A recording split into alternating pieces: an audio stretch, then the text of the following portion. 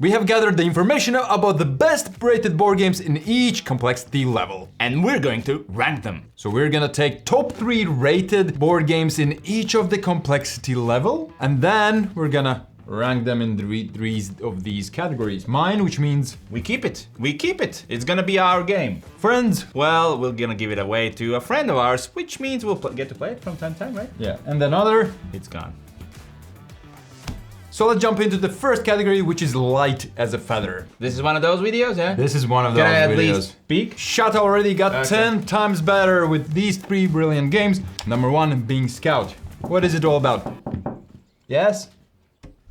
Can I come in? Yes. Thank you. And Scout is a simple card game where you have to take up tricks. Taking tricks means I play a 3 of a certain color. And I have to beat that card with a higher number or higher combination. Super simple, lovely game that goes together with a beverage. Then we move on to something even more lighter, which is Just One. Just One is a party game where you together try to figure out the word. And one of you will try to guess it, other people will know it and give hints, but be careful. Because if you match hints, you're gonna erase those before you show the leftover hints to the guesser. And it can be played with a lot of people, it's super fun at parties and also just family gatherings. And the last but not least is Crokinole, which is a flicking game, which you can play 1 vs 1 or in teams, and you're just trying to score as many points as you can. And you score the most points by hitting the medal. Or if there are opponent pieces on the board, you have to hit them first.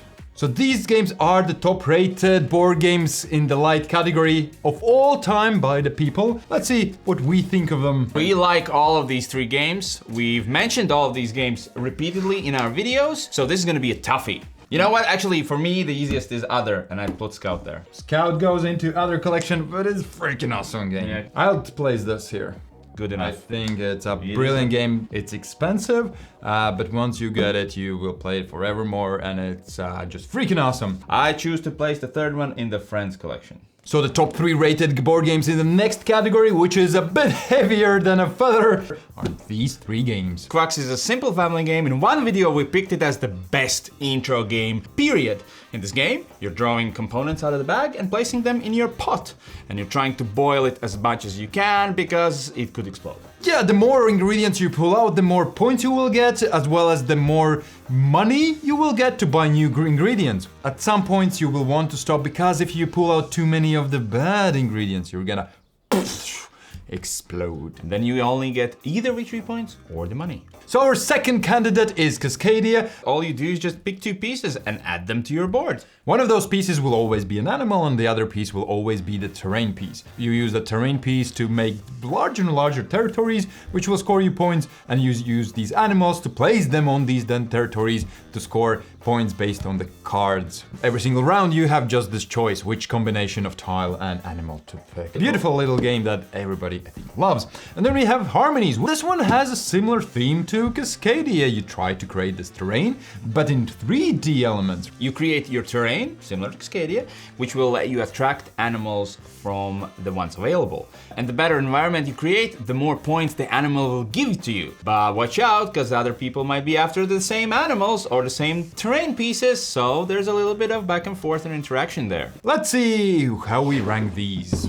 Again, it seems easiest for me to put down the other one. We'll place Harmonies in the other collection. It's a great game, we love them, but the other 2 have just proven in our household as really hits. I'd place Quacks in my collection. Yeah. I think, well, both of these I can play with anyone, but Quacks is just silly fun. But Cascadia, amazing game as well. Hey, these are the top 3 rated games in this complexity level, so they should be good. Let's move on to the next one. Which is, again, a little bit heavier than Feather. 2 times heavier than a feather. So next complexity, we're closing in on really family games and more complex ones. And in this category, we have another amazing game, which is Wingspan. Wingspan is a tableau building game where you get cards with birds and you're gonna place them in your aviary. And those cards will give you special powers, will give you points. Yeah, and just like Pokemon, you wanna kinda collect them all because they all will give you different kind of powers, and you want to create this bird engine as efficiently as you can. And it's a gorgeous looking game. The birds and the flavor text, everything is really nice. And let's keep the Sky theme going with Sky Team. In Sky Team, you are two pilots trying to land a plane. But in this game, not like in life, you cannot communicate with each other. You each will get 4 dice that you roll secretly and then place them on the board, hopefully understanding what the other player is trying to do. Yeah, and these dice will open flaps, turn the plane, brake, and do stuff like that. Well, the non-communication is kinda, hey, we should intuitively know at this point what we need to do, because we're both pilots, right? Moving on to the next one, and this actually is a replacement because somebody right here forgot to bring 7 Wonders Duel coming to the studio. Yay! 7 Wonders Duel is basically a card drafting game where 2 players compete with each other to finish different goals. Like, I want to have the military victory by drafting the most military cards. And controlling regions on the board. Or, hey, you can destroy the ring if you're not caught by the Wraith in time. It's a great duel game and has been rated there for a million years already. I'd place Wingspan in the other category. Are you okay with that? Yeah. I'm gonna say yeah. Yeah, it is a great game. I play it from time to time with my family, but I'd rather be playing more of does this kind of include also that one? Yeah. Let's say 7 Wonders also includes this version, which is freaking fantastic with the original. Could go right into the map. If you say so. All right, so I think this goes then here. Yeah. Sky Team's pretty awesome cooperative game, but I mean, all of these are awesome. Well, will the next category be just as awesome? Because we're moving on to the category which is heavy as a board game box. As heavy as a board game box. So Pandemic Legacy continues the pandemic theme. If you have played any of the pandemic games, it's the same, just a lot more, which means that there are big diseases taking over the world. And you're trying to find cures for them in time before they spread too much and you lose the game. Then we move on to Clank, where you go into a dungeon and try to steal as much treasure and get out before the dragon gets angry. Also, it's a deck building game, which means you have your deck of cards and you will get better cards as you go. And again, you will place stickers, write, destroy stuff, pretty cool. And last but not least is Castles of Burgundy. This is the special edition. What makes it special is just buffed. In Castles of Burgundy, you roll 2 dice to build your own civilization, your city. And you score points for everything you do pretty much. So you build a mine, points. You play some sheep, points. Guess what you do next? Get some points. Yeah, it's a feel-good game that looks brilliant now with the special edition, and it's really cool because it feels epic. But hey, you roll just 2 dice and then make important decisions. Okay, from all these 3, I think this one is other. Still great game, especially a lot of people really enjoyed the season 0, which is the last one about actually spies and not diseases. And none of us have actually played it. So we're placing this another. Clank of Legacy is one of your all-time favorite games. It is. It's the first game I thought, why can't I put 11 out of 10 on BoardGameGeek? And then Castles of Burgundy is just a classic. It always works. You can replay it forever and ever and ever. It's really awesome. Moving on to the next one, which is heavy as a rock. I was gonna say heavy as a castle.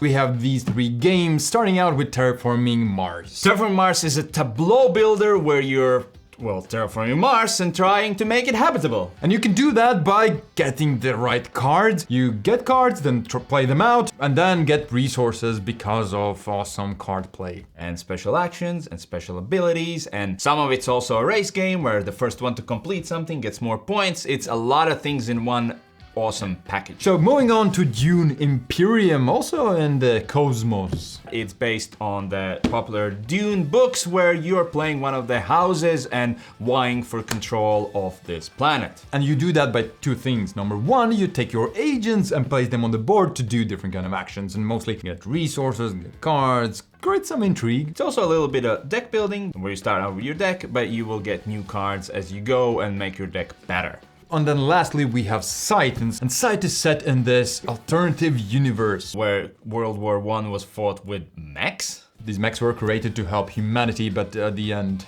it became war weapons. And this cool story actually is created as a cool little Euro game. It's a really good game, but out of these 3, this is the only one not in our top all-time board games. Yeah, I want to put this as mine. Oh, I'm fine. Yeah, really? Oh, please. I'd play any of these. I love both of these. I mean, as long as my friends have it and I can play it all the time, I'm fine. Heavy as rock, physically and also mentally. But what's next? Heavy as a brick. 3 awesome games right here for, I'd say, gamers. Biggest Box is the biggest game in all senses of this word. It's a huge campaign game where you, together with your friends or alone, try to save the world. And you can do that by playing out cards, and these cards will have different powers on each side, so you have to choose which card you're gonna play, as well as which side of that card. And it has bajillion scenarios to complete, bajillion hours of gameplay, and tons of character. It's so full of content. And then we go to Castles of Birmingham, which is actually the #1 rated on BoardGameGeek. So not just in this category, but just in general. This is a game that's happening in UK a long time ago, where you're building coal mines and then trying to deliver that coal to different places by any means. And those means are building canals and then sending these resources. And then you go to the second era when everybody realizes, hey, why not use trains? And then we have Zoo Tycoon. And in this zoo, you're gonna do many things. For example, building enclosures or buying new cars to play out that give you special abilities. But the most unique part of this is that you will have 5 cards with different kind of actions, and they are in a row. But the card that is further in the row is the strongest one. But when you use it, it becomes the least strong one. It goes all the way back into the line. Find your own rhythm, and it feels really nice and sweet. Yeah. For us, Gloomhaven goes to the other collection. Lots of people really love it. There's tons of content there,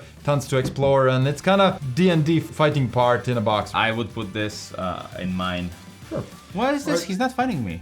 Can we get, what's going on? Don't you want to put this? It's one of your top 10, isn't it? I like that one as well. Castles of Birmingham, lovely game, and then Friends collection, Ark Nova. So let's move on to the next category, which is heavy as 3 bricks. Heavy as you can hide a little kid in these. What? Here we go, we have 3 fantastic expert games, really. So let's start out with War of the Ring, which is an epic way how to go through the story of Lord of the Rings. It's Lord of the Rings in a box. Because you either play the good guys, the free people, or the shadow part. The free people want to destroy the ring, and the bad guys want to get the ring back, or destroy Middle Earth like one bad Sauron might want to do. Let's move on to Spirit Island. Spirit Island is a cooperative game where you play these spirits that try to protect the island from the invaders. And what the invaders do, they come in and just mess things up, right? They pollute, just pick up trash after yourself. That's exactly what the spirits want to teach those invaders by killing them and scaring them away. It's a hard lesson to learn. Then continuing this epic theme is Twilight Imperium 4th edition. It's a huge space odyssey where you play one of the different races with different powers that all try to get the most planets in their control. Yeah. And that also means they get 10 victory points or more. And you build spaceships, you fight with those spaceships, you make alliances, you play action cards, anything epic space opera game would include. What would you place in other collection? You know what I would place. Not because it's a bad game. Of course it takes from 8 to 12 hours, and suckers like us don't understand. Right. But since both of those are your top 10 games of all time, I'm not gonna interfere. I'm gonna let you rank them. I freaking love Spirit Island. It's freaking amazing, and I'm gonna place it in Friends collection because, well, this is #1.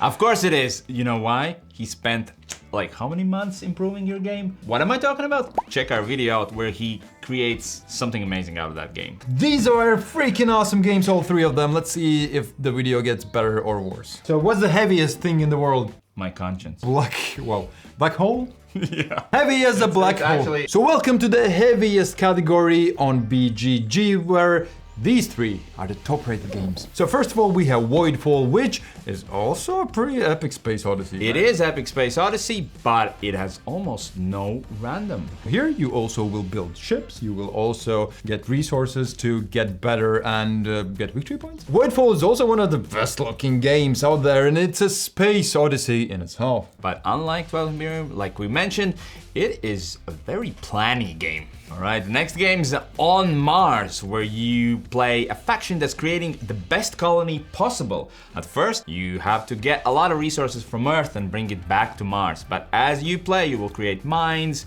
you will get more resources from Mars, and just you have to carefully figure out which resources are more important as you develop your colony. In this game, you are trying to rebuild the great city of Lisboa. Lisbon. That's what I said. In this game, you are trying to rebuild the great city Lisbon after an earthquake that hit the city in 1755. In this game, all your actions are dependent on the royal treasury, and how much and where the funds will come from, you decide by playing cards and then actually rebuilding the city. And I don't think we have to say this, but it's a very heavy and complex game. Very simply, which one do you want to play the most out of these three? I think on Mars, I really want to do that one. I really want to play that one. It somehow, well, it's sci-fi, obviously. Well, so is Voidfall, but I'm not sure I like no random in my combat. Well, in that case, I'll place Voidfall and Friends Collection, which is something I really want to table. And I guess we don't care for rebuilding Lisbon after the earthquake, so it's gonna be up to you to do that. Awesome games here. If you want more awesome games, check out the video where we rank them based on the setup and complexity. We have lots more awesome content on the channel, so be sure to subscribe and maybe help us out by supporting the channel. Yeah. You can do that in multiple ways. The easiest one, just throw some money through PayPal, or you become our supporter. Or send super thanks on YouTube. Love you all. See you next time.